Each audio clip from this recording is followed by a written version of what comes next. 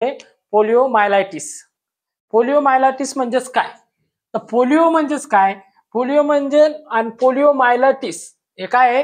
पोलिओमायलायटिस म्हणजे त्याच्यामध्ये काय होतं, जे ग्रे मॅटर राहतं स्पायनल कॉर्डचं त्याला काय होतं, इन्फेक्शन होतं आणि इन्फ्लामेशन होतं. त्याच्यामुळे काय होतं, पॅरालिसिस होण्याचे चान्सेस असतात. काय आहे पोलिओमायलायटिस म्हणजे काय? पोलिओमायलायटिस म्हणजे जे ग्रे मॅटर आहे स्पायनल कॉर्डचं त्याला काय होतं, इन्फेक्शन आणि इन्फ्लामेशन होतं सेंट्रल नर्वस सिस्टीम मध्ये. तर बघा, तर त्याचा एजंट बघू आपण. एजंट हे बघा त्याचा polio virus type 1, type 2, type 3. त्याच्यामधला मोस्ट कॉमन म्हणजे टाईप 1 आहे, ध्यानात ठेवा. त्याच्यानंतर इंटिरो व्हायरस स्पेसिस. कोणती स्पेसिस आहे? इंटिरो व्हायरस स्पेसिस आहे. आणि फॅमिली कोणती आहे? पिकॉर्ना व्हायरस. पिकॉर्ना व्हायरस ही फॅमिली आहे आणि स्पेसिस कोणती आहे? इंटिरो व्हायरस स्पेसिस. त्याच्यानंतर बघा इन्क्युबेशन पिरियड.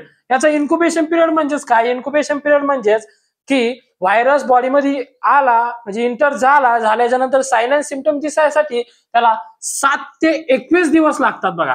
त्याच्यानंतर बघा mode of transmission. Faecal oral route. Faecal oral route म्हणजेच काय?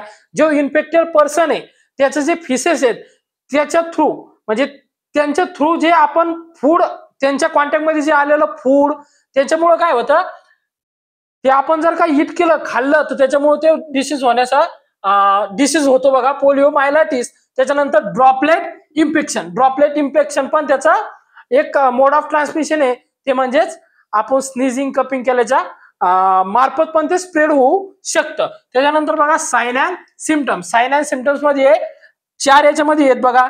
पॅरालायटिक पोलिओ, नॉन पॅरालायटिक पोलिओ, ऑब्रोटिव्ह पोलिओ आणि मायनर इलनेस. ऑब्रोटिव्ह पोलिओलाच मायनर इलनेस म्हणतात.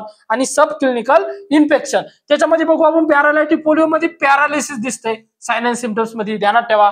त्याच्यानंतर नॉन पॅरालायटिक पोलिओ मध्ये stiffness and pain in the neck and back आणि नेकला काय होतं, पेन होतं, स्टिफनेस होतं. हे कशामध्ये? नॉन पॅरालायटिक पोलिओ मध्ये. आणि ऑब्रोटिव्ह पोलिओ आणि मायनर इलनेस मध्ये काय दिसतं? माइल्ड सेल्फ लिमिटिंग इलनेस दिसून येतो. कशामध्ये? ऑब्रोटिव्ह आणि पोलिओ आणि मायनर इलनेस मध्ये. त्याच्यानंतर सब क्लिनिकल इन्फेक्शन मध्ये सिम्पटम्स दिसत नाही, सब क्लिनिकल इन्फेक्शन मध्ये.